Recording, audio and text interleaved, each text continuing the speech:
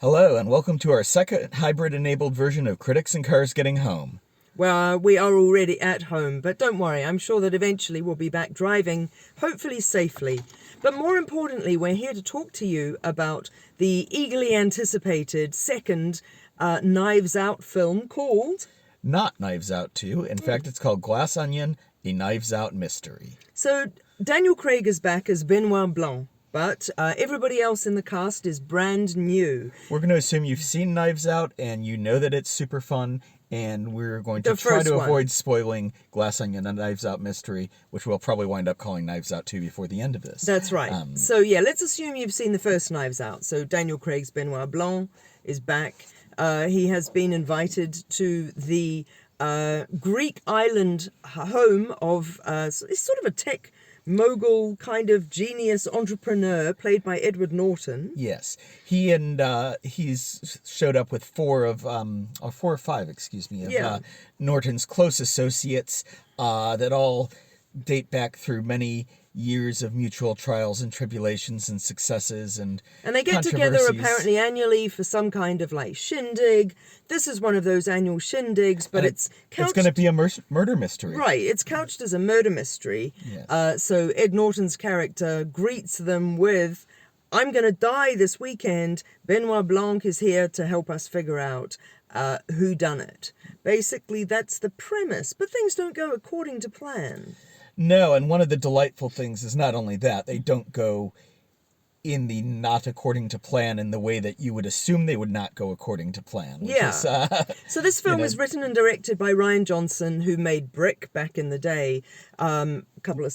Looper, Brothers Bloom, Star Wars The Last Jedi, which is a perfect film that everybody loved and no one ever argued about on the internet. And then obviously made Knives Out, which was an amazing hit with a fabulous ensemble cast. Yeah. And the ensemble cast here, I would say, is not as flashy as the one with Jamie Lee Curtis. Christopher Plummer, Ana de Armas made a success out of her, Chris Evans, that's and right. The list goes on. So this one I think maybe isn't quite so like A-list, but it's still super fun. And so in addition to Ed Norton, there's Dave Bautista, there's Janelle Monáe, there's Kate Hudson, who's returned from making fashion, casual fashion and having the time of her life, Leslie Odom Jr., Catherine Hahn, and also a few surprises who we won't spoil that haven't hit the top lines.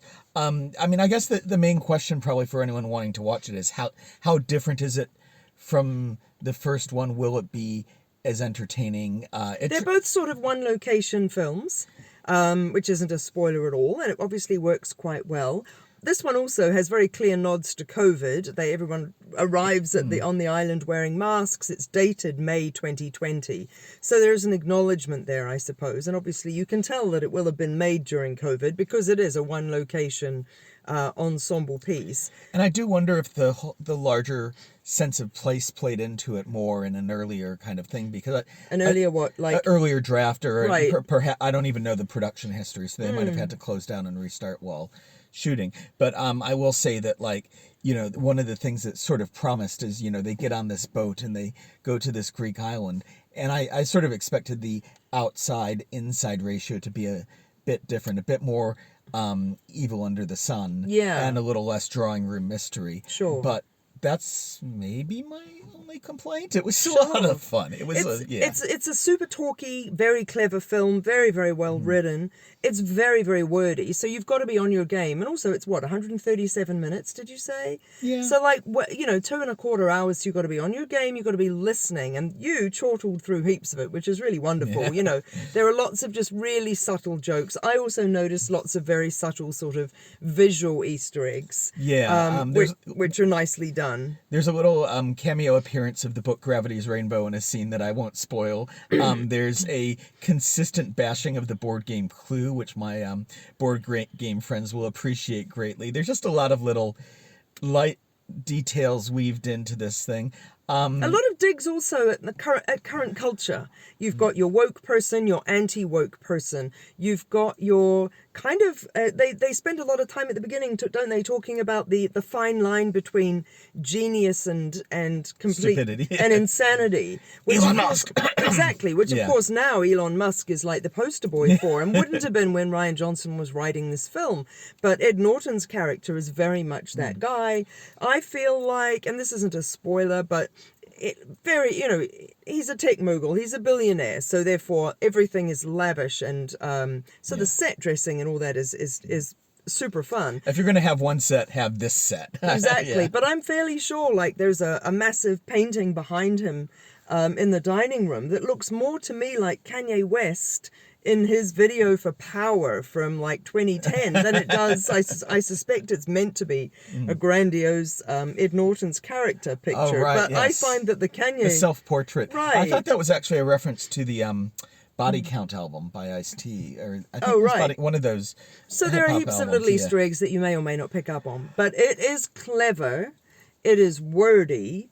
It's what to the new Rich, the original Knives Out is to the old Rich, and that's sort of the major difference. And it means not as much age diversity in the cast, so you don't have your Christopher Plummers bumping up against 15-year-olds bumping up against True. people all the way through. And I didn't like it as much as the first Knives Out because I am okay with having to listen and to really be engrossed in the detail of this film, and I was constantly engrossed, which I would say for 137 minutes is definitely a plus.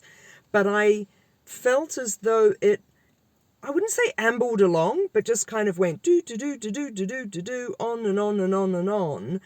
But at the same time, I never particularly minded. I didn't want it to end particularly. I was never bored. But there was something about the goiness of original Knives Out for me. Maybe it had a bit more sort of action going on. I think you do have a few more gear shifts in the original because Yes. Benoit Blanc is introduced very patiently and slowly. In the It's first a very one. slow setup, and then there's this kind of genre shift partway through Are you talking about in this one or the first one. That's right. And Whereas then- in this one, we already know Benoit Blanc. Yeah, so we come in knowing him. We come in.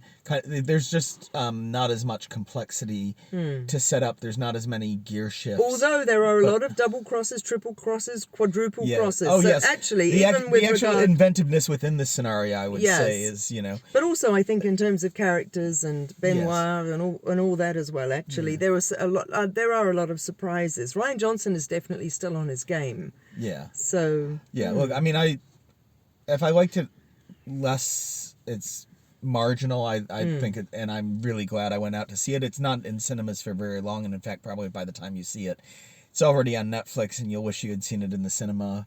Maybe, if nothing else, for the amazing split screen at the beginning, which Yes. is always my highest endorsement. So, But our cinema was absolutely heaving. So it's got 1 week in a cinema, and then it'll be back at Christmas time. And it's absolutely worth it on Netflix, but you do need to settle in for the evening, put it on, and stick with it and watch through the whole thing. You don't want to be pausing and walking away or anything like that. So you need to... It's a commitment, I would say. I mean, I didn't find it strenuous. I think you're overplaying the... I didn't find it strenuous, but I know what people are like with like films like The Irishman and kind of long Netflix movies where they're not necessarily... Irishman was slow. All right. though. But anyway, not a fair comparison. Okay. But Anyway, you'll enjoy it, I think. You think? yeah, for Okay, sure. So for we sure. both think. So take care and see you next time. We're going to go have dinner now.